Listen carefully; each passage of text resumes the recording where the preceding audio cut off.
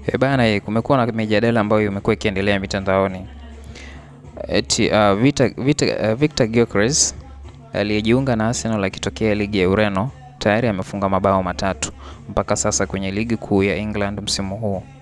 Benjamin Sesko kutoka Bundesliga ameanza vyema akiwa na Manchester United mpaka sasa akifunga mabao mawili.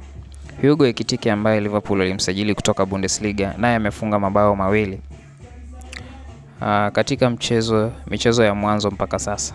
Amefunga mabao matatu. Wakati huo huo, Nick Woltemade aliyesajiliwa na Newcastle United kama mbadala wa Alexander Isak tayari amefunga mabao matatu.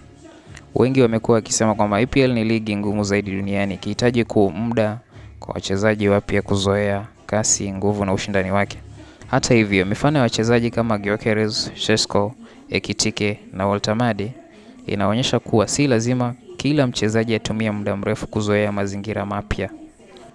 Kwa upande mwingine, mjadala unaendelea kuhusu Alexander Isak ambaye licha ya kuwa kwenye ligi kuu kwa msimu mitatu sasa bado hajafikia kiwango kilichotarajiwa tangu ajiunge kwa ada kubwa ya uhamisho kufikia Liverpool. Je, changamoto ya kuzoea ligi hii ni ya kweli au ni suala la kujiamini na mfumo wa timu husika? Wengi wanauliza kuhusu Alexander Isak. Wamesahau kwamba alikosa pre-season nzima wakati alifanya mgomo ili kupata uhamisho wake kwenda Liverpool. Kwa hiyo Alexander Isak naamini kwamba ni moja ama baadhi ya strikers, lethal strikers duniani. Anahitaji tu form yake kurudi. Tunasema kwamba form is temporary but class is permanent. Alexander Isak is the best. He only needs to come slowly. Na ni kitu ambacho kilitarajiwa sana na Arne Slot hata wakati alikuwa kimsajili.